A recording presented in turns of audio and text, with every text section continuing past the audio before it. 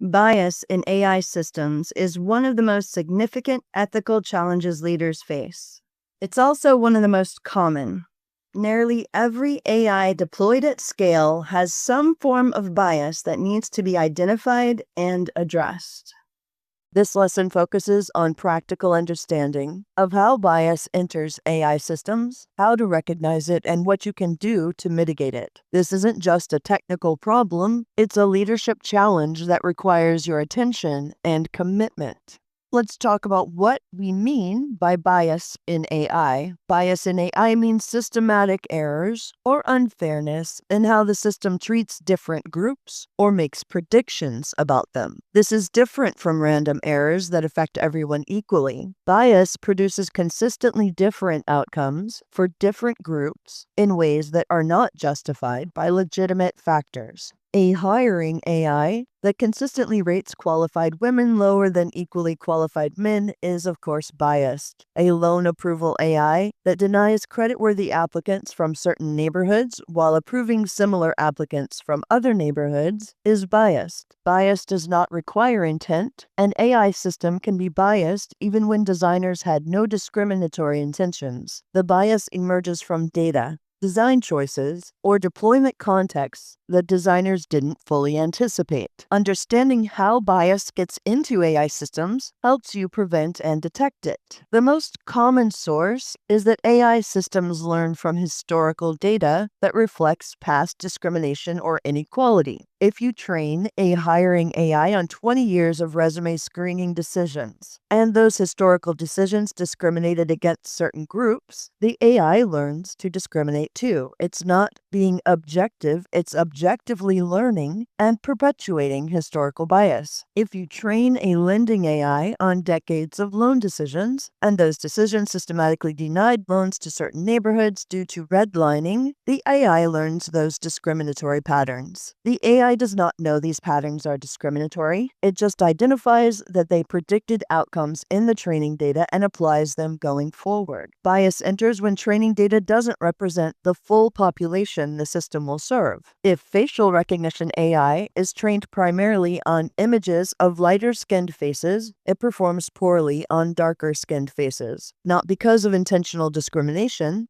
but because of insufficient training examples. If voice recognition AI is trained primarily on standard American accents, it struggles with regional accents, non-native speakers, and speech patterns of people with certain disabilities. The system is not biased against these groups intentionally. It simply lacks adequate data to serve them well. Bias enters when the factors AI measures don't actually capture what you care about, but serve as proxies that correlate with protected characteristics. And AI screening resumes might use years of experience as a factor. This seems neutral, but it can disadvantage younger applicants or those who took career breaks for caregiving, groups that skew toward women and parents. An AI assessing professionalism based on writing style might disadvantage non-native speakers or people from different cultural backgrounds who use different communication conventions. These measurements aren't directly discriminatory, but they create disparate impact through proxy factors. Bias enters when AI systems treat heterogeneous groups as if they're uniform. A health prediction AI trained on aggregated data might work well for average populations, but perform poorly for subpopulations with different baseline health profiles. An AI recommending financial products based on aggregate patterns might make poor recommendations for individuals whose situations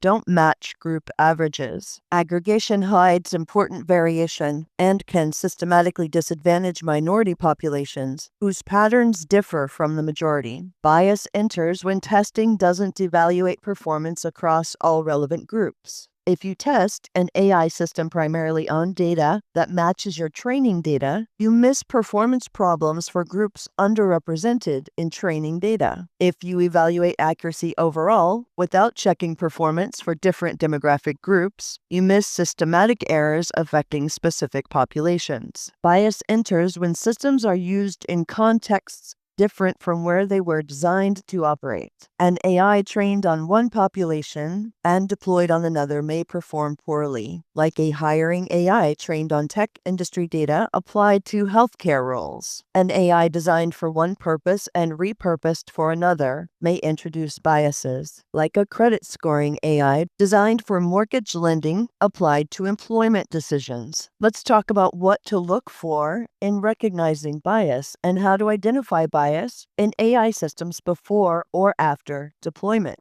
We have disparate impact analyses. Measure whether the AI system produces significantly different outcomes for different demographic groups. Does a hiring AI select candidates from different genders at different rates? Does a loan approval AI approve applications from different neighborhoods at different rates? Disparate impact doesn't automatically mean bias. Sometimes legitimate factors justify different outcomes, but it's a signal requiring investigation. There are performance disparities. Test whether the AI performs with different accuracy for different groups. Does facial recognition work equally well for all skin tones? Does voice recognition understand all accents equally? Does health prediction AI predict equally accurately for different demographic groups? Performance disparities indicate the system hasn't been trained adequately to serve all populations. Or proxy variables. Examine what factors the AI uses to make decisions. Are any of them proxies for protected characteristics? Does it use zip code? Potential proxy for race? Does it use name? Potential proxy for ethnicity or gender? Does it use educational institution? Potential proxy for socioeconomic background? Even seemingly neutral factors can function as proxies, creating discriminatory outcomes. For edge cases and minorities, test specifically how the system handles populations that are rare in training data, people with disabilities, uncommon names, unusual career paths, or other characteristics that make them statistical outliers often experience the worst bias because AI systems are optimized for common cases. And feedback loops. Identify whether the AI system creates feedback loops that amplify bias over time.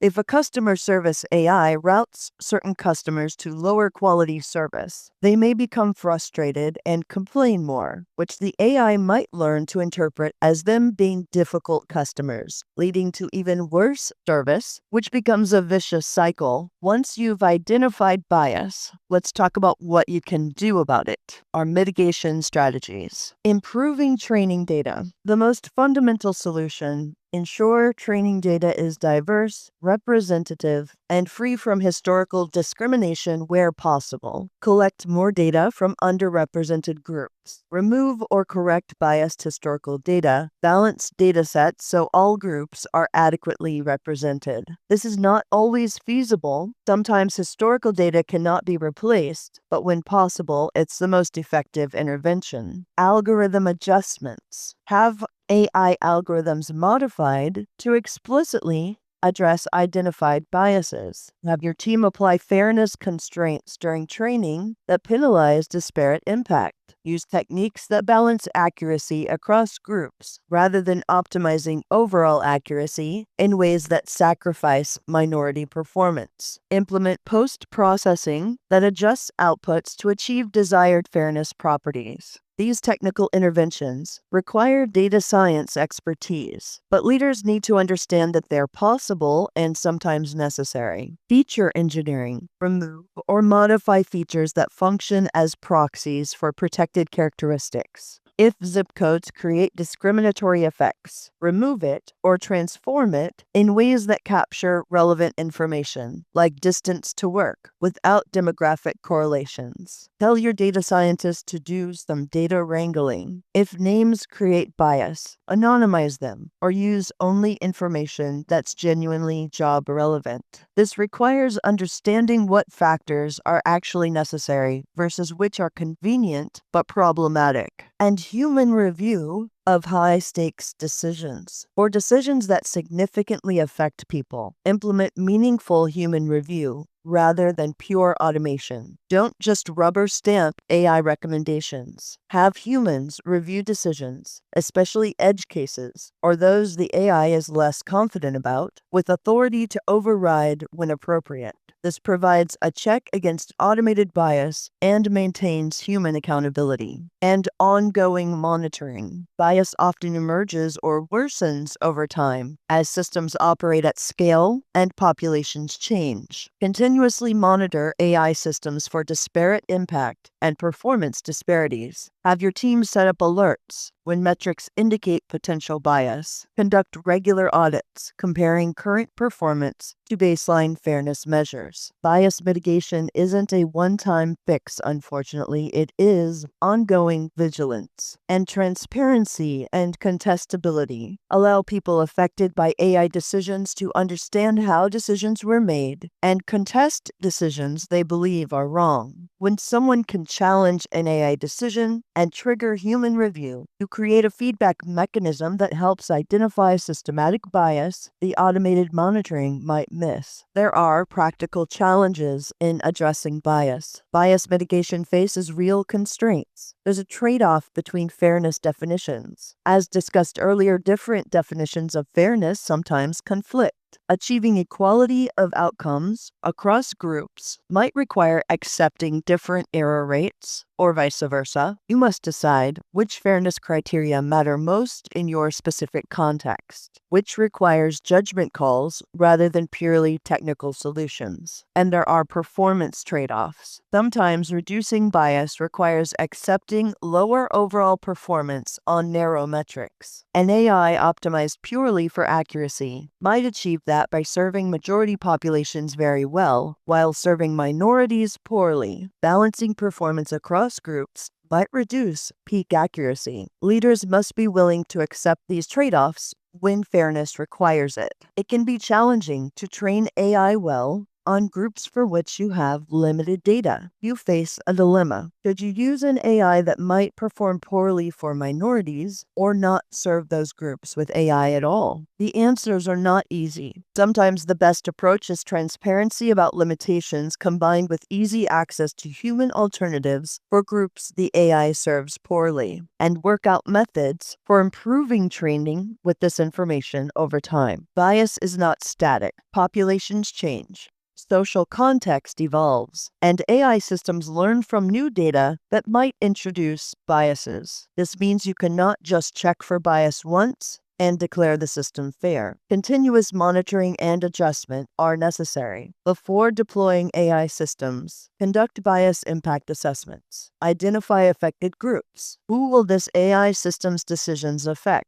What demographic groups should be analyzed for potential disparate impact? Define fairness criteria. What does fairness mean for this specific application? Equal outcomes? Equal error rates? Equal opportunity? Test for disparate impact. Measure whether the system produces different outcomes or performance for different groups. Investigate sources. If disparate impact exists, why? Is it due to training data, algorithm design, feature choices, or deployment context? Evaluate mitigation options. What can be done to reduce bias? What are the trade-offs? Document and monitor. Record decisions about fairness criteria and mitigation approaches. Set up ongoing monitoring to catch emerging issues. As a leader, you cannot personally test every AI system for bias, but you're responsible for ensuring it happens. Allocate resources. Bias testing, fairness analyses, and mitigation require time, expertise, and tools. Your resource allocation signals whether bias mitigation is genuine priority. Set standards. Establish what levels and types of bias are acceptable